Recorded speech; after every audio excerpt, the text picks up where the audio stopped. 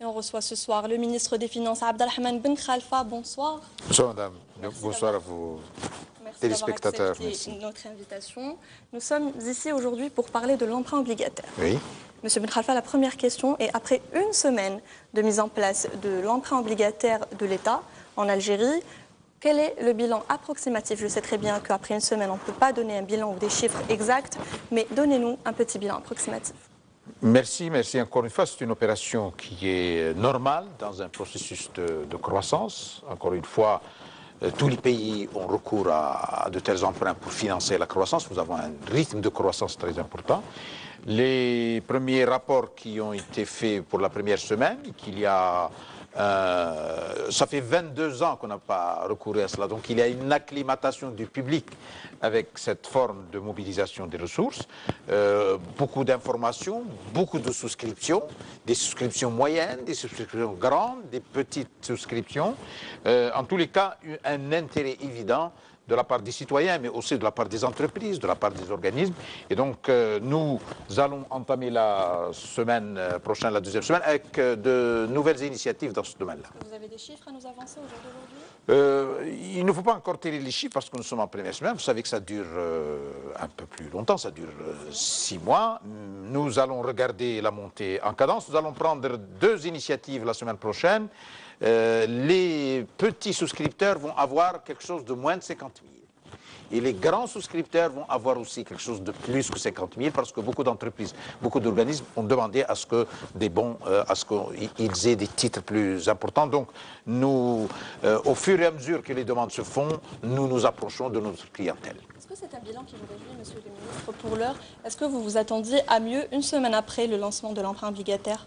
Non, je vous dis sincèrement que c'est une opération, encore une fois, je vous le dis depuis 22 ans, donc on s'attend à ce que les gens... Il y a beaucoup de questions au niveau des banques, au niveau d'Algérie Post, au niveau de la trésorerie. Le début est toujours comme ça dans toutes les opérations, les gens questionnent, les gens se posent, mais moi ce que je dois dire aux uns et aux autres, c'est que c'est une belle opération, à la fois économique, à la fois de solidarité nationale, et à la fois une opération salutaire, parce que nous ne pourrons jamais laisser de l'argent quelque part, et l'investissement en a besoin. Très bien. Nous, de notre côté, en tout cas, les équipes de Chourouk News se sont déplacées dans différentes banques du pays. Ils sont revenus avec le compte rendu. Je vous propose de regarder le VTR de Hamza Chlouch. Commerçants, tous les gens qui sont des milieux d'affaires sont les bienvenus. L'essentiel, c'est que les capitaux soient des capitaux sains, S-A-I-N. Justement, comment vous comptez vérifier ces capitaux? Est-ce qu'ils sont sains ou pas? Comment vous comptez vous y prendre pour la vérification? Ça, ce sont des moyens internes aux banques. Les banques reçoivent des milliards de dinars. Ils reçoivent aussi des capitaux libellés dans d'autres monnaies.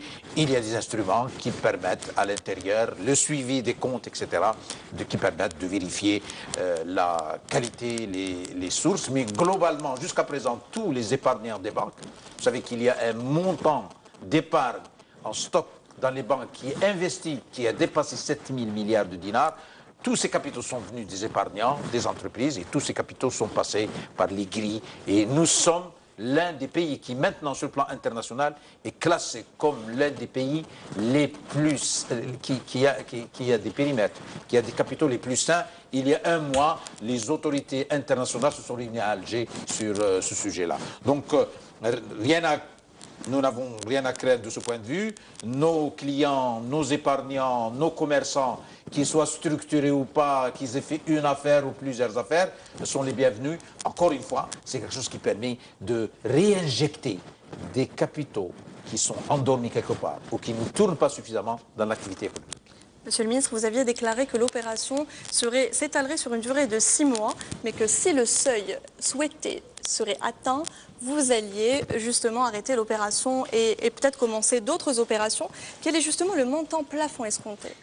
Le montant plafond n'est pas déterminé, nous ne le donnons pas pour le moment, mais c'est un plafond important, nous pensons aller à un plafond important. C'est vrai que nous étalons sur 6 mois, mais khairul birri ajiluh, donc le plus tôt on pourra arriver à ce seuil, parce que cela permettra également à d'autres entreprises, parce que le marché financier va fonctionner, parce que les épargnes sont telles, à un tel niveau, qu'il faut plusieurs initiatives, plusieurs titres, plusieurs niveaux de rémunération pour diversifier et permettre à chaque citoyen, à chaque commerçant de trouver une réponse à sa demande. Donc nous y allons au rythme souhaité, avec beaucoup d'optimisme. D'autres pays l'ont fait, l'ont réussi. Il y a certains pays qui le font 2-3 fois dans l'année. Nous commençons cette expérience après plus de 22 ans, encore une fois. Nous retournons à un sentier salutaire qui consiste à financer la croissance par les moyens nationaux. Ce taux justement de 5 et de 5,75 ne serait pas le taux le plus élevé au monde? Les taux, il faut les voir par rapport au taux d'inflation. Et donc les gens qui mettent l'argent, il ne faut pas qu'ils perdent de l'argent. C'est un taux effectivement élevé, il est au-dessus, mais nous sommes en train de faire rentrer, de garantir aux gens un rendement, nous l'appelons rendement du reste, et cet investissement sera investi dans des projets économiques qui vont rapporter peut-être plus, parce que l'État partage avec les épargnants le fruit de cet investissement qu'ils vont investir aussi bien dans des ouvrages importants qui vont vers la croissance que dans des entreprises et des investissements. Vous savez que l'État algérien est l'un de celui qui a le plus grand nombre d'investissements. Et donc ce taux-là est en fait une partie des bénéfices qui découleront de cet investissement, qui viennent de cet investissement. L'État prendra une partie directe ou indirecte et elle laissera aux épargnants 5,75, un niveau de rendement assez substantiel. Des projets que vous qualifiez d'abord de fiables, hein, n'est-ce pas? Tout à fait, de fiables, de rentables, ils sont étudiés, ils sont dans des portefeuilles, ils sont déjà configurés, ce sont des projets qui, lorsqu'on a de l'argent budgétaire, on les finance par le budget, mais qui sont maintenant, même nos partenaires internationaux ont validé un certain nombre de titres. Je ne parle pas simplement des partenaires nationaux, je parle aussi des partenaires internationaux. Et nous sommes dans cette voie salutaire qui consiste à recycler l'argent de l'épargne dans des projets économiques dans lesquels l'État est présent, soit directement, soit indirectement, soit en relation avec d'autres entreprises. Très bien. Abdelrahman Ben Khalfa, l'Algérie, vous l'avez dit, et certains experts économiques aussi l'ont confirmé, l'ont avoué, l'Algérie traverse une situation financière assez compliquée, n'est-ce pas? À l'heure où on parle de dévaluation du dinar, où on parle de l'effondrement des recettes pétrolières, est-ce que vous pensez que l'emprunt obligataire est la meilleure solution pour l'heure? D'abord, c'est une tourmente nationale. Point mondial il y a quelques jours, c'est une tourmente internationale, vous avez une récession partout, vous avez un recul, vous avez une guerre des taux au niveau des monnaies. La situation est difficile chez nous, oui, je l'avoue, parce que nous l'avons et les autorités l'ont dit, monsieur le Premier ministre l'a dit, nous avons perdu beaucoup de nos ressources. Parmi les voies salutaires pour notre pays, c'est au contraire, c'est de pouvoir, permettre de recycler l'argent qui est quelque part, qui n'est pas investi. Deuxièmement, rentrer l'informel dans l'économie, parce qu'il ne faut pas que l'informel reste toujours informel. Dans aucun pays du monde, il y a deux économies. Et troisièmement, permettre dans une stratégie, nous sommes dans une stratégie de sortie du pétrole, donc les revenus du pétrole, qui sont devenus des revenus, des variables exogènes, ne nous permettent plus de regarder l'avenir. Donc nous regardons l'avenir chaque année, en prenant des initiatives qui nous permettent de nous assurer que la croissance ne dépendra pas des fluctuations.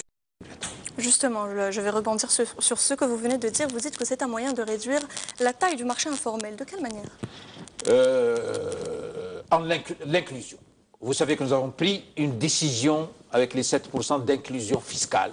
Nous prenons ces dispositions maintenant pour l'inclusion financière.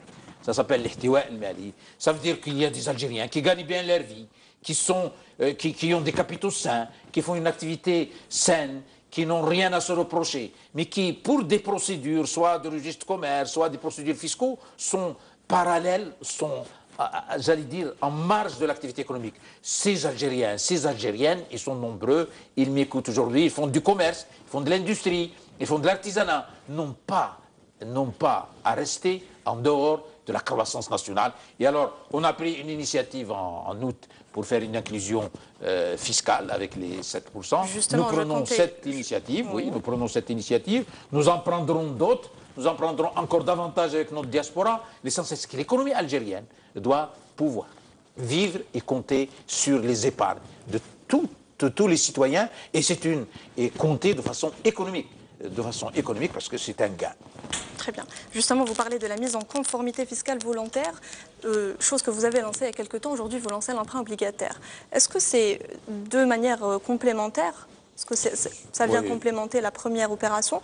Ou est-ce que c'est peut-être une façon directe de dire que la première n'a pas marché comme vous l'auriez souhaité? Non, ce sont deux opérations différentes. La première opération est une opération de conformité fiscale. Il y a des gens qui ont accumulé un certain nombre d'impôts, qui n'ont pas payé pour différentes raisons, et qui, ce cumul-là, ne leur permettait pas d'avoir une relation saine et valable avec l'administration fiscale. Et donc, nous avons décidé, comme d'autres, selon des règles, ça s'appelle régularisation, ça s'appelle conformité, c'est destiné à des gens qui ont des fonds fiscalisables. Donc une activité commerciale. Celle-ci n'est pas destinée, au contraire, ce sont des épargnes, que ces épargnes soient des épargnes de commerçants, des épargnes d'entrepreneurs ou des épargnes de familles. Les familles ont beaucoup d'épargnes en Algérie, nous en sommes fiers. Ou qu'il s'agisse simplement de salariés, de gens qui ont des revenus. Là, c'est une opération financière. La première est fiscale, elle continue jusqu'au 31/12, et celle-ci est totalement différente, elle est de nature financière. Vous n'avez pas souhaité justement dresser un bilan de cette première opération? Est-ce qu'à l'heure où on parle aujourd'hui, vous êtes apte à le faire? Est-ce que vous pouvez dresser un bilan?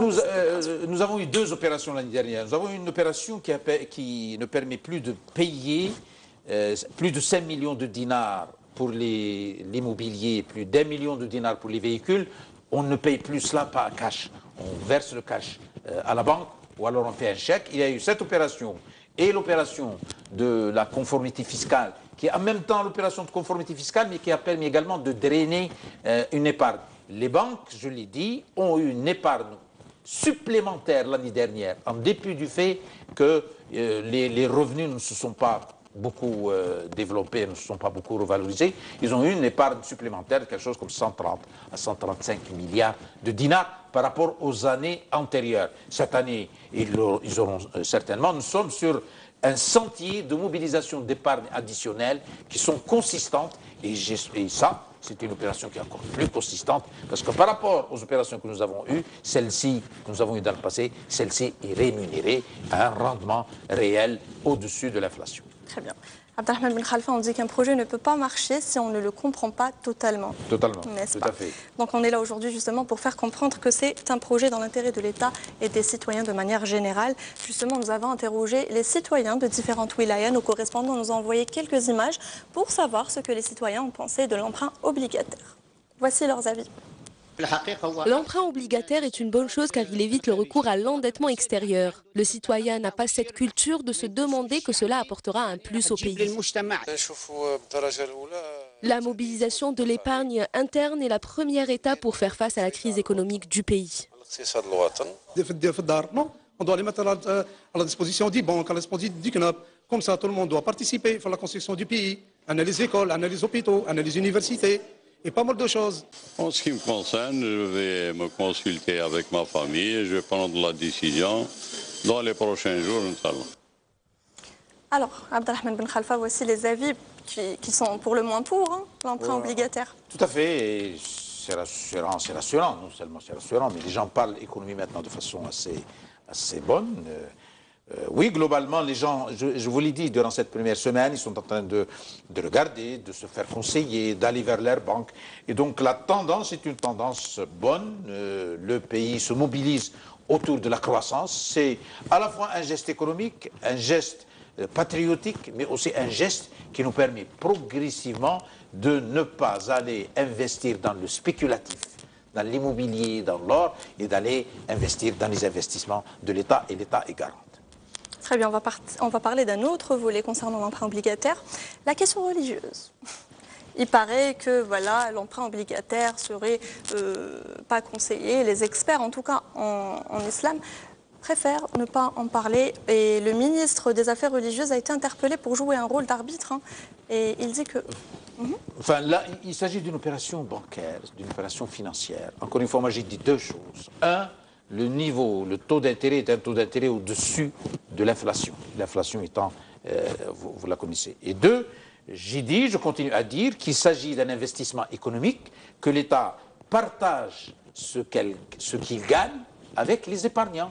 Les épargnants participent avec l'État à la construction de voies ferroviaires, de ports, d'entreprises, d'usines, de nouvelles filières, de nouvelles activités. Et donc il y a un partage de bénéfices, un partage de rendement. C'est pour ça que vous voyez partout le 5 et le 5,75 est un rendement d'un investissement. Voilà ce que dit le ministre des Finances du point de vue économique et du point de vue financier. Eh bien, j'en connais qui ne sont pas de votre avis. En tout cas, Abdelrahman Ben Khalfa, il y a des pour et contre partout.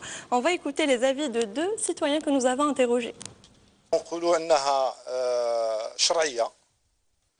D'un point de vue religieux, c'est un péché pour la seule raison que la personne qui placera son argent dans une banque durant une certaine période aura des intérêts en contrepartie.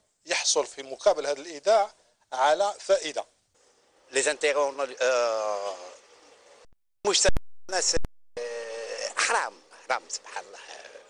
c'est une réalité qu'il faut dire. Donc une polémique autour du sujet, est-ce que c'est haram ou halal?